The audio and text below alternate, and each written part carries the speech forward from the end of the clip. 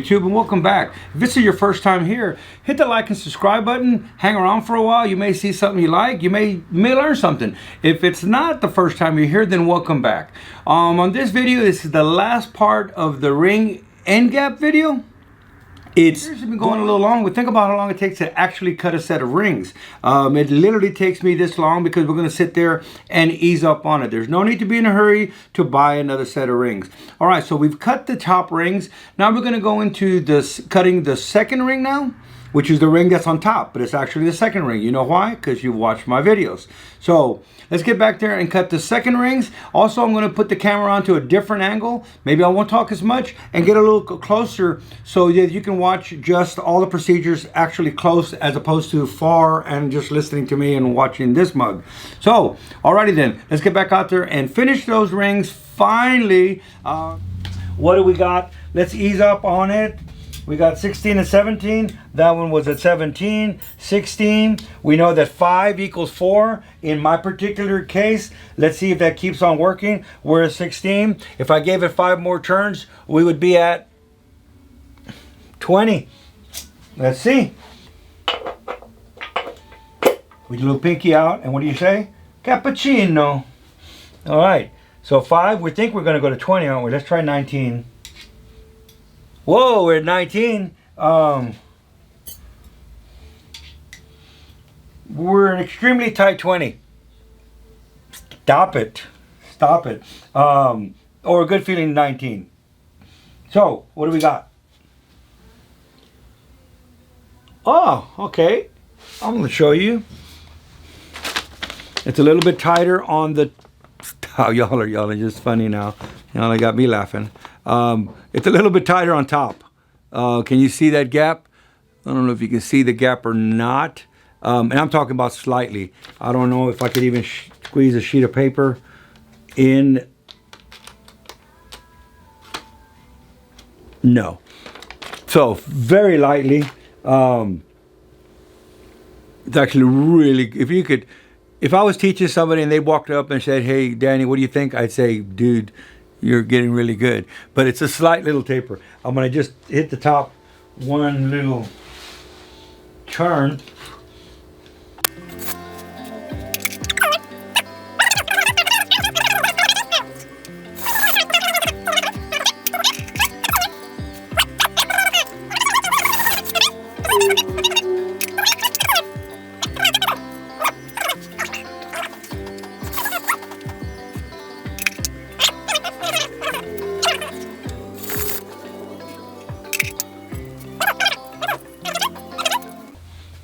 Man, let's keep going. I will probably fast forward this whole thing and you won't hear any of this stuff, but I do encourage you to, I wish that you could fast forward and slow it down when you wanted to, as opposed to me having to fast forward and you might see something you want to see.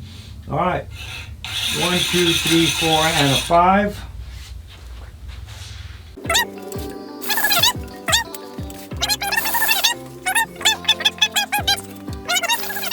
All right, pinky out, spin, cappuccino, cappuccino, cappuccino, and el cochino for the front one.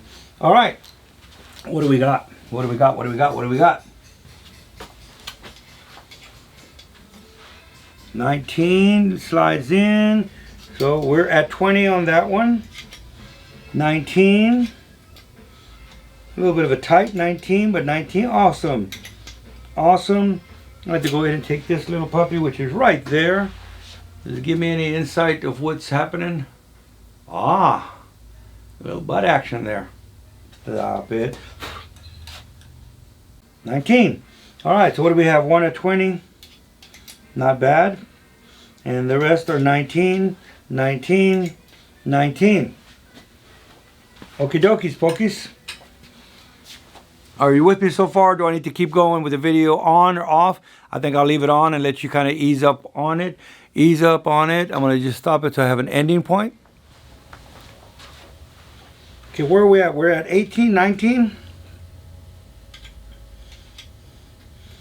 Extremely tight 20 or nice 19. Okay, so we're going to, once again, I write everything down because that's just the way I do it. We're going to 26, we're at 19. We could even call it 20 and then ease up, back up on it. Easy now. All right, so if we were to do another 5, what is 5? 5 has been equaling about 4 thousandths for us. So that's okay. Let's go ahead and do another 5. Let's do this.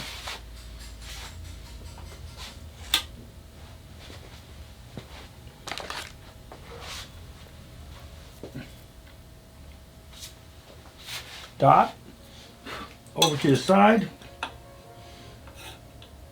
1, 2, 3, 4, and a 5.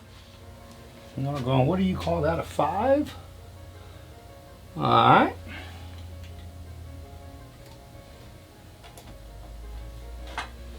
What are we doing?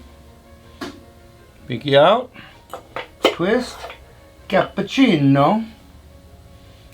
We knew we were going to be past 20 because we were already there. So what were we hoping for?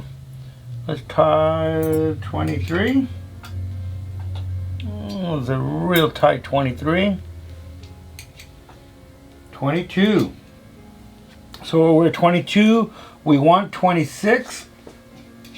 I'm going to say we're going to just hit a 5 on each one. Let's hit our 522s.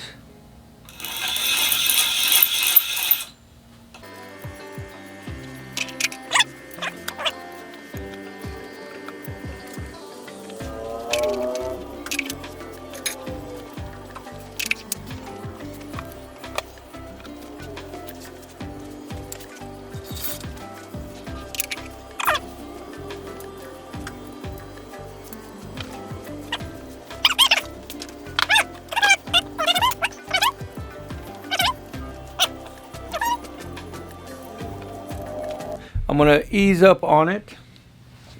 We're getting real close. 22 right there. Now it's important to start looking at your gaps and seeing how you're doing on your end gap, because you're easing up, getting closer to it. I'll go ahead and show you if you can see it with paper behind it. There's the gap. And we're pretty much perfectly flat. And we're 22. Let's verify our 22. I'll take it. 22. It's actually, the feeler gauge is quite worn and is showing closer to a 21.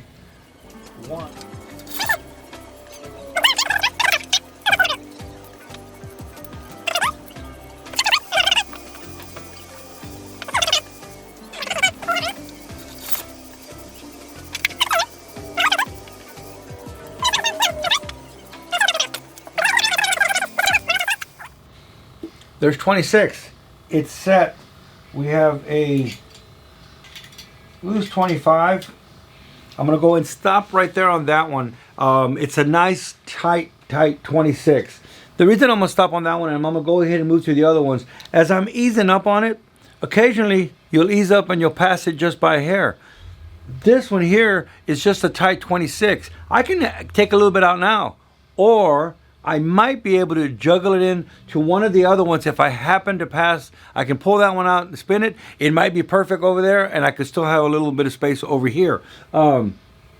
That's not a problem. So instead of going right to, I'm already there. I'm at 26. I got one little turn more. I'm going to leave it there and go to the rest of them. Like I say, if I find, man, I have one just a tad, it's a 26 and a half, a 27, I might be able to put that one back over here on this side and it'd be okay. I want to know what my cylinders are. I'm blueprinting, I'm going to be assembling all of our engines. Why do I want to know what all the cylinders are on a sheet of paper or even on the deck? Well, you want to know why I know that. I know you want to know why I know that. And the reason is, we can all go to a 4-inch bore. Let's just say 430. We're going to have 430 and 2/10, 430 and 5/10, 430 and 2/10. You know, we're going to have different sizes. Okay. If we think about, okay, so if we start working with the biggest bore first, and I ended up going too loose, Guess what? I could take that ring and go ahead and move it to a smaller bore and got it back tight again. So when we have differences in cylinders, even if it's a tenth or two, all this is very important. Work your way down. You know, start with the loosest ones and go to the tightest ones. Anyway, work your way down. Start with the loosest ones and go back to the tighter ones.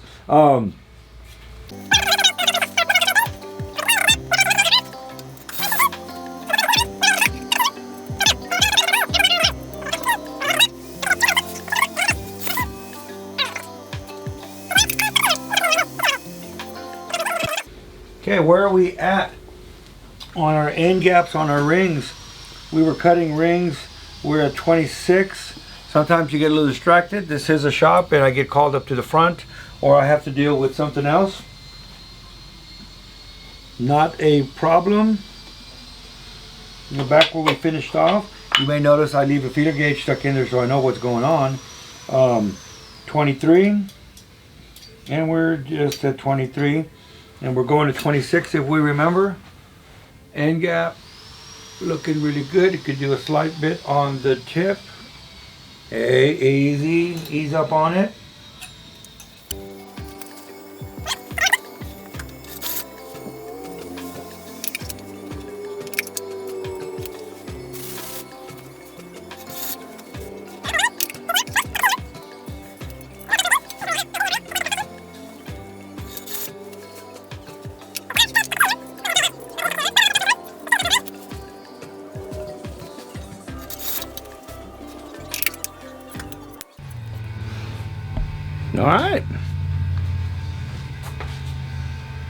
Alright, you still with us? We're still cutting end gaps. 25. Do you remember where we're going to, people? We're going to 26, so we're real close. What was this one looking like?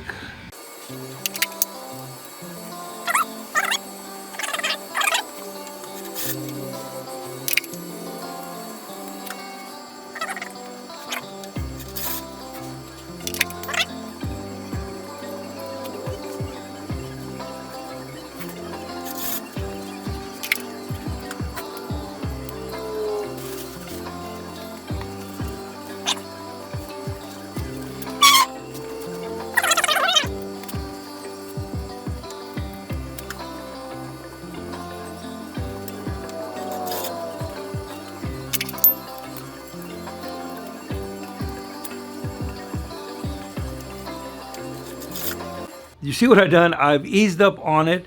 I got closer and closer, got them to 24, got them to 25. Once they were all at 25, it was only a thousandth more to go. And I just slightly, just easy, come back to it, easy, lightly. Haven't passed one yet. Dead nuts, 26 on the other side. I got mine over here at a rough 25. There's some that are a little on the tight 25, loose 25, but they're 25. Now what I'm gonna do is I'm gonna come back to this side now. The other side's done.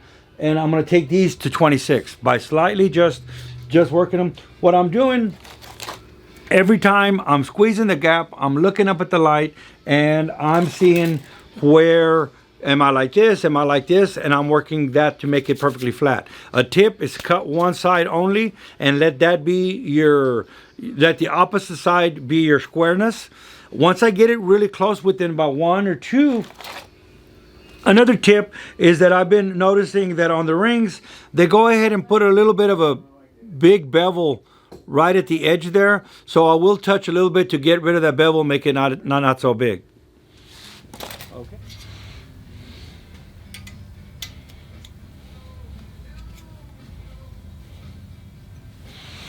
Up here you may notice I have, up here I have 23, 24, 25, and 26. And that's how I've been coming down to my spot.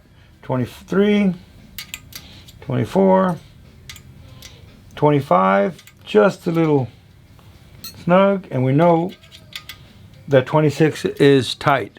So I'm going to go ahead and work that one by 1 thousandths.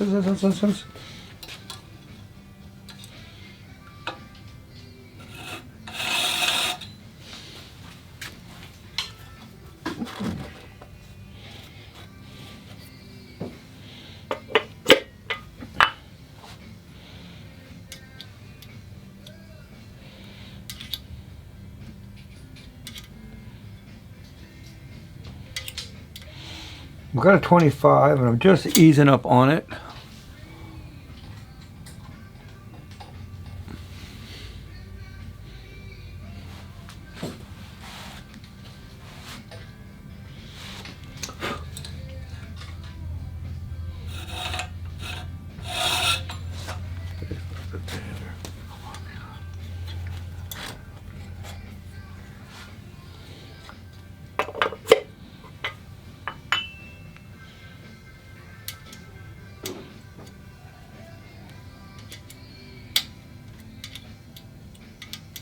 Woo!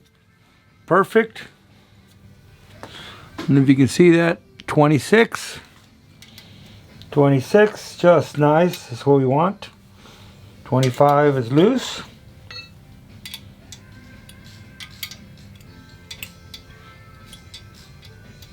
This one could just use a hair. Sometimes I like to just slide it in, slide it out. Slide it in, slide it out. Y'all stop what you're thinking. And just that sometimes will give me my just a little hair that I need.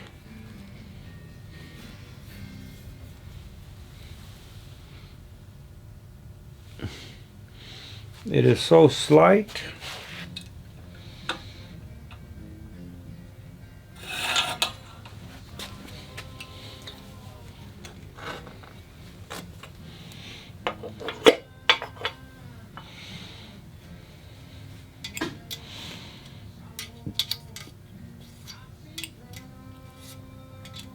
Really liking that.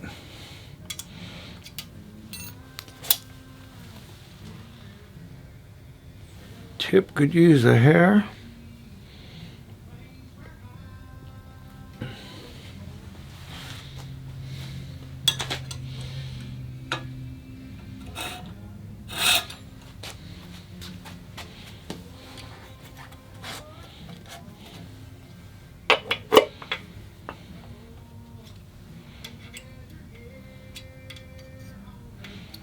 Just the tip, a little bitty. I wish you could see that. I really wish you could see that. It's looking good in the neighborhood.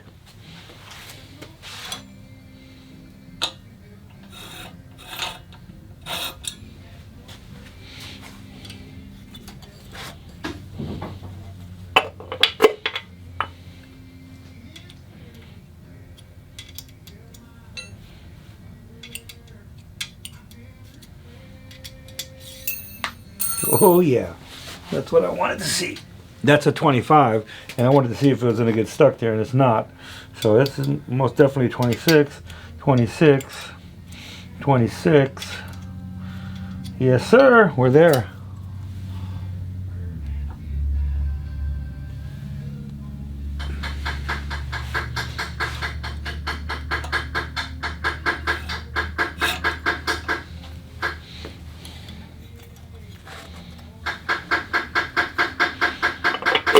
Who is it?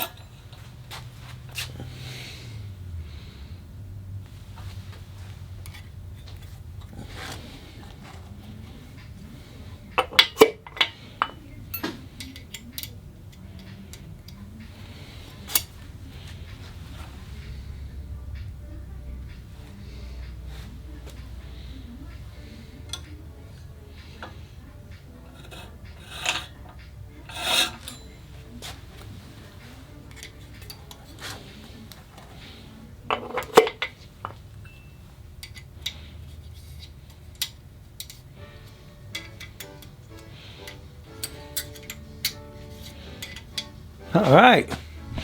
All right. All right. All right. We got these at 26.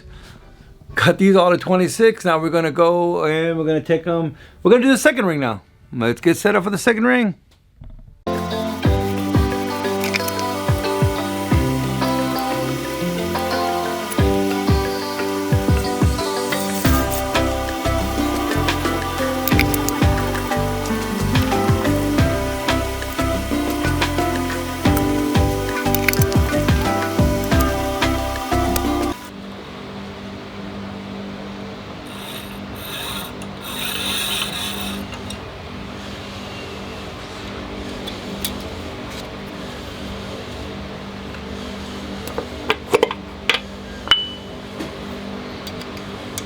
So what I'm feeling here is I'm pulling the feeder gauge out and seeing what kind of a bite it has on it. As you can tell, yes, I can force this 15 in there, but it's got a good bite to it. If I put it over here, you'll see that I can just pull it right out effortlessly. So the 14 pulls right out. The 15 has a good bite. I could force a 16 in there and say, oh look, there it is. There's a 16.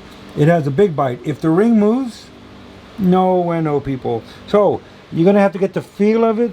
The feel of it, like I do, is I put the feeder gauge in and see how much of a bite it has on it. You can see it still moved the ring. So we're a tight 15.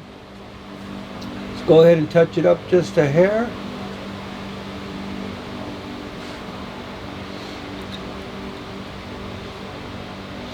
This is the crucial moment of everything is either going to work or you're going to have a massive meltdown.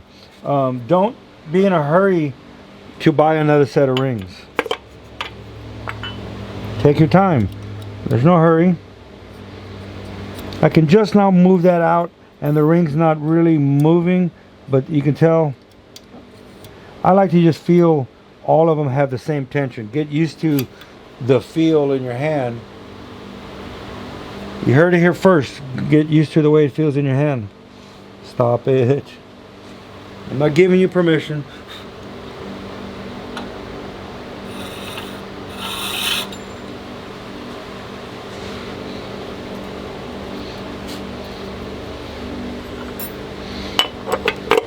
Like if you needed permission. Look at that. 15 just doesn't hold a 15. It does hold a 16. Woo! There we go. Try that at home, people. When a 15 just falls right out, and as we know, but it's holding a 16, and then I pull and feel the tension on it. That's just the cat's meow right now. I don't know why cats are meowing or not meowing. I don't know. Let's go see what we have here. Excuse a momentary mislap or whatever I'm doing or not doing. That's an extremely tight 15. Nobody wants that.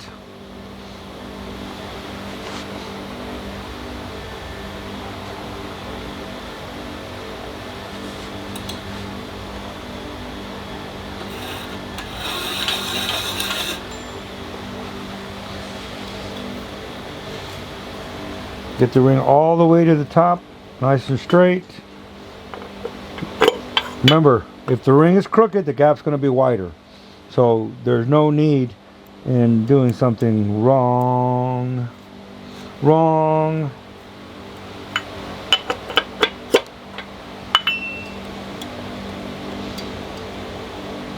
$15 right about there, and I can feel that it's at the end. I can push it in, but it's getting a little on the tight side.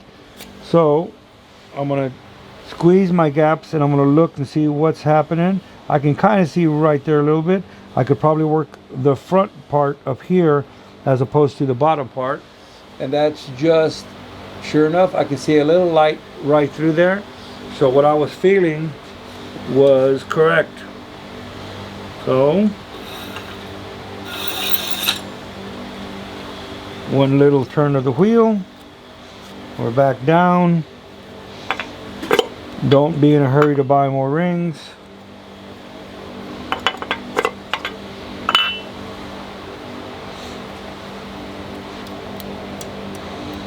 Better.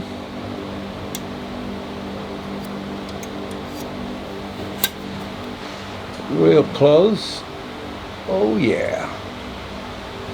Not bad at all.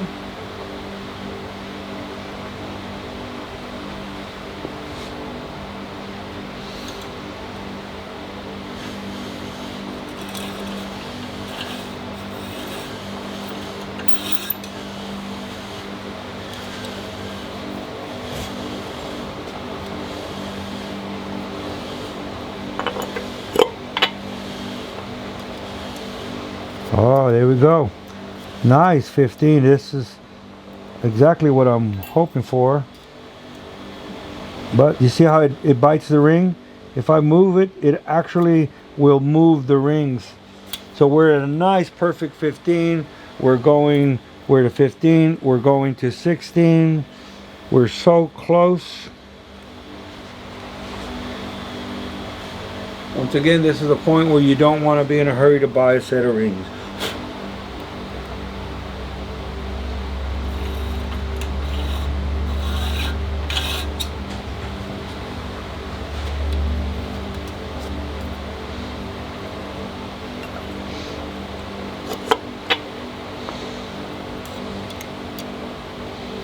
Oh yeah, it's getting dang close.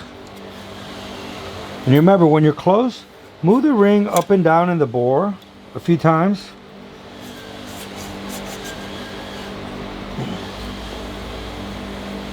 And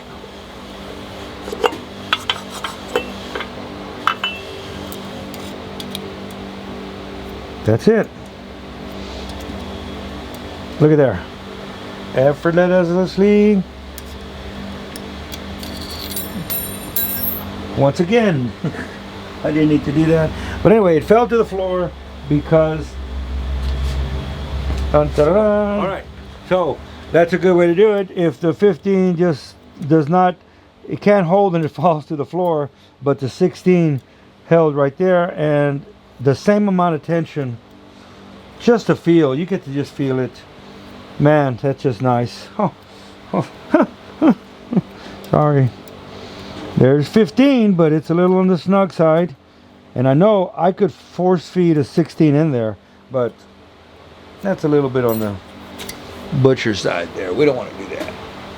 All right, a little on the tip. I don't know what that means.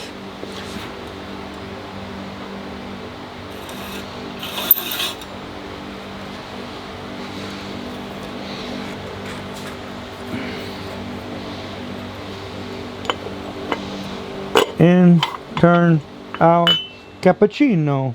I don't know if y'all like cappuccino or not. Ooh, oh, yeah, it'll fall in again. I ain't picking it up off the ground again just to show you how it falls, but there you go. So, man.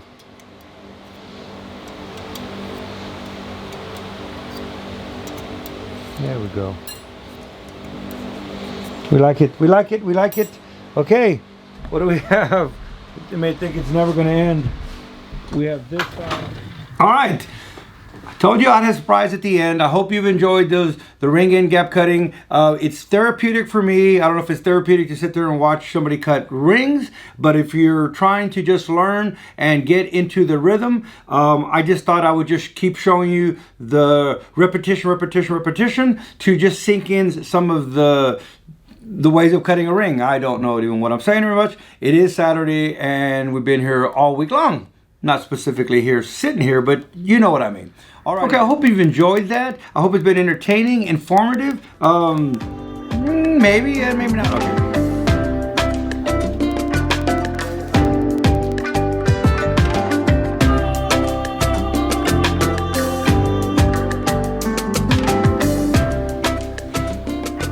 Shop Mom knows what I'm talking about. That's why I shop mom.